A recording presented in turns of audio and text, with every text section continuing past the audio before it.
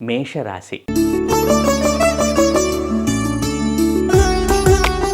ఈ మేషరాశి వారికి గురుగ్రహము తృతీయ, చతుర్థ, పంచమ భావాల్లోను, శనిగ్రహము ద్వాదశ భావంలోను, రాహుగ్రహము ఏకాదశ, దశమ భావాల్లోను, కేతుగ్రహము పంచమ, చతుర్థ భావాల్లోను సంచారాన్ని కొనసాగిస్తాయి. ఈ విధమైన గ్రహగతిని గనక పరిశీలిస్తే ఈ మేషరాశి వారికి సంవత్సరము ప్రథమార్థంలో చాలా బిజీ స్కెడ్యూల్ అనేది ఉంటుంది. అంటే జూన్ వరకు గనక పరిశీలిస్తే ప్రథమార్థంలో పని ఒత్తిడి అనేది చాలా ఎక్కువగా ఉంటుంది. యాంగ్జైటీ, స్ట్రెస్ అనేది కూడా కనబడుతోంది. అలాగే 4 రకాల పనులను ముందరేసుకుంటారు. ఏ పనిలోనూ ఒక కాంక్రీట్ అవుట్పుట్ అనేది ఉండదు. చేస్తుంటారు, చేయడానికి మాత్రం 4 పనులు, ఈ పని, ఆ పని, ఆ పని, ఈ పని, 4 పనులు ముందరేసుకుంటారు. కానీ దేనికి కూడా ఒక నిర్దిష్టమైన ఫలితం అనేది కనబడదు. ప్రథమార్థంలో ఒక కాంక్రీట్ రిజల్ట్ అనేది మనకి కనబడదు మేషరాశి జాతకులకు. అయితే ఈ మేషరాశి జాతకులకు సంవత్సరం గడుస్తున్న కొద్దీ పాజిటివిటీ అనేది పెరుగుతుంది. సంవత్సరం ప్రథమార్థంలో ఈ విధంగా మందకొడిగా ఉన్నా కూడా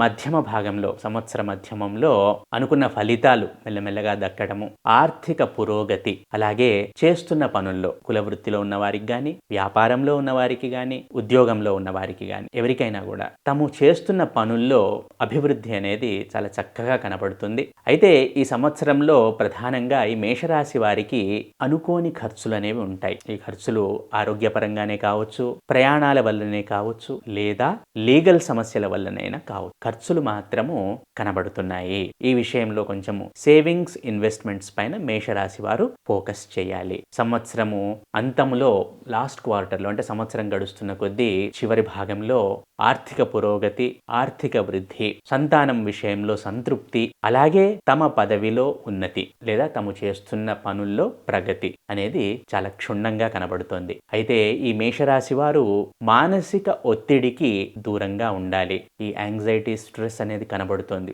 అలాగే వీరు స్పిరిచువల్ ఇంక్లినేషన్ కలిగి ఉంటారు. అంటే ఈ ఆధ్యాత్మికత వైపు కొంచెము ఫోకస్డ్గా ఉంటారు. అటువైపు ఆకర్షితులవుతారు. అవసరానికి ఖర్చులు చాలా చేస్తారు. ఇంట్లో కావలసిన లగ్జరీకి సంబంధించినవి, కంఫర్ట్కి సంబంధించినవి అన్ని వస్తువులను కొంటారు. కాకపోతే అవసరానికి కొంటారు, లేదా కుటుంబ సభ్యులు అడగటం వల్ల కొంటారేమో కానీ వారు స్వతహాగా మాత్రము వాటి వైపు ఆకర్షితులవరు. ఇది మేషరాశి వారి యొక్క గుణము. ఈ 2026లో 2026వ సంవత్సరంలో ఆధ్యాత్మికత వైపు కొంచెం ప్రయాణాన్ని కొనసాగిస్తారు. ఖర్చులు మాత్రం ఉంటాయి, గుర్తుంచుకోండి. దానికి తగ్గ ప్రణాళిక ముందే వేసుకోండి. అలాగే కుటుంబ సభ్యుల మధ్య అన్యోన్యత కొంచెం దెబ్బతినే అవకాశం ఉంది. ముఖ్యంగా తోబుట్టువుల విషయంలో అసంతృప్తి అనేది కొంచెం కనబడుతోంది. అది ఆరోగ్య సంబంధమైందే కావచ్చు, లేదా ఆర్థిక సంబంధమైందే కావచ్చు. కారణం ఏదైనా కూడా తోబుట్టువుల మధ్య కొంచెం అగాధం ఏర్పడే అవకాశం ఉంది, లేదా మిస్అండర్స్టాండింగ్ చేసుకునే అవకాశం ఉంది.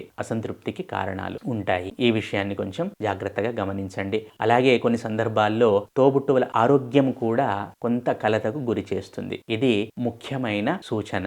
కొంచెం జాగ్రత్తగా ఉండండి మేషరాశి జాతకులు. అన్ని చూసి చూడనట్టుగా ఉండండి. పట్టు విడుపులు పాటించకండి. ఎందుకంటే ఈ మేషరాశి జాతకులకు ఎక్కువ పని అవ్వటము, ఎక్కువ స్ట్రెస్, ఎక్కువ యాంగ్జైటీ ఉండటం వల్ల త్వరగా కోపం వచ్చే అవకాశాలు ఉన్నాయి ఈ 2026వ సంవత్సరంలో. కాబట్టి కొంచెం ఎమోషనల్ బ్యాలెన్స్ మెయింటైన్ చేయండి. కొంచెం ఓపికను వహించండి.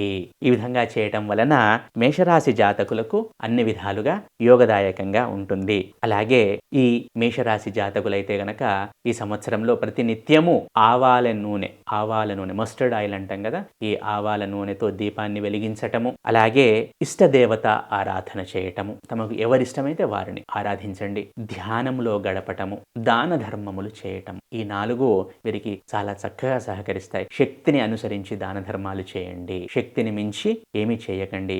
అపాత్ర దానము అంతకన్నా పనికిరాదని గమనించండి. శక్తిని అనుసరించి దాన ధర్మాలు చేయండి. సాధ్యమైనంతగా ధ్యానాన్ని ప్రాక్టీస్ చేయండి. రోజుకు ఒక పావు గంట, రోజుకు ఒక 20 నిమిషాలు అలా పెంచుకుంటూ వెళ్ళండి. అలాగే ఇష్టదేవత ఆరాధన చేయండి. ఆవాల నూనెతో దీపం వెలిగించండి. ఈ విధంగా చేయటం వలన మానసిక ప్రశాంతత, ఇంట్లో ప్రశాంతత, ఆర్థిక వృద్ధి, చేస్తున్న పనుల్లో ప్రగతి అనేది కనబడుతుంది. మొత్తంగా ఒక కంక్లూజన్ చెప్పాలంటే మేషరాశి వారికి సంవత్సరం గడుస్తున్న కొద్దీ పాజిటివిటీ పెరుగుతూ ఉంటుంది.